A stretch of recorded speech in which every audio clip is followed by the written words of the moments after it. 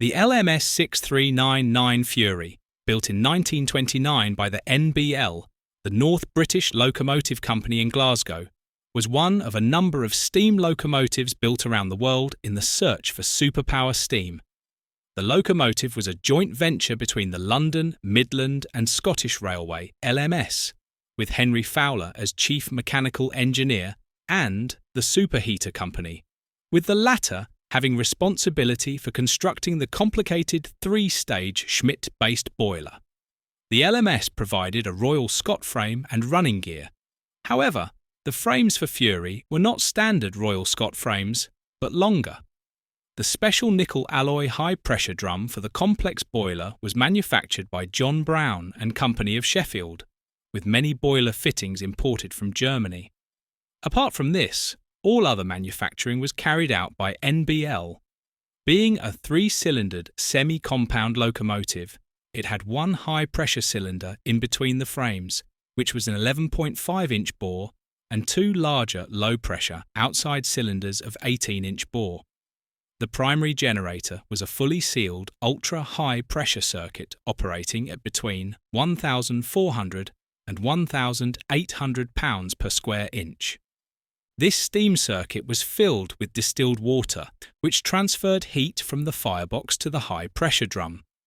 This raised high-pressure steam at 900 pounds per square inch, which was taken to power the cylinders and also recirculate pure water. The third steam-raising unit was a relatively conventional locomotive fire tube boiler, operating at 250 pounds per square inch, heated by combustion gases from the coal fire. The engine was technically an ultra-high pressure, semi-compound steam locomotive. It was given the LMS number 6399 and then inherited the name Fury from LMS 6138, which had itself been renamed in October 1929.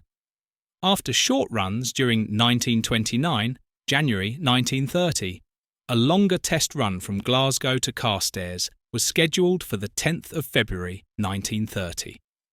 As it approached Carstairs station at slow speed, one of the ultra-high pressure tubes burst, and the escaping steam ejected the coal fire through the firehole door, killing a Mr. Lewis Schofield of the Superheater Company. Subsequently, the burst tube was thoroughly examined by Sheffield University, but no conclusion was reached. The boiler was eventually repaired. And Fury moved to Derby, where a number of running trials were carried out in early 1934, mostly revealing significant shortcomings in the performance. Fury's rods and linkages were then removed, together with the indicator shelter and test gear, when in 1935 it was rebuilt by William Stanier at Crew Works, with a more conventional Type 2 boiler, and it was renumbered 6170 British Legion. Despite the accident, Fury was primarily an economic failure rather than a technological one. Although tolerating the trials from Derby, Stanier didn't devote much time or effort to rectifying the faults Fury had displayed. No doubt this was due to his many other work pressures and the development of the LMS turbo motive. Fury never earned any revenue for the LMS, and in fact, it was said Fury must have travelled more miles under tow than under its own steam. As many other experimental locomotives showed, the theoretical benefits of ultra-high steam pressure were very difficult to realise in practice. Fuel is only one part of the operating costs of a steam locomotive. Maintenance is very significant, and introducing extra complications always increase this disproportionately.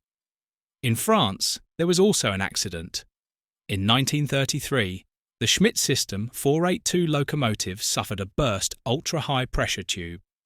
The failure was investigated, and if a single conclusion could be reached following both of these incidents, it was that inadequate water circulation in the ultra-high pressure circuit was responsible for the failures. This locomotive was eventually rebuilt in 1935 as a Royal Scot class numbered 6170 British Legion. We hope you've enjoyed this video of yet another unusual British locomotive. Please like, share and subscribe for more like this.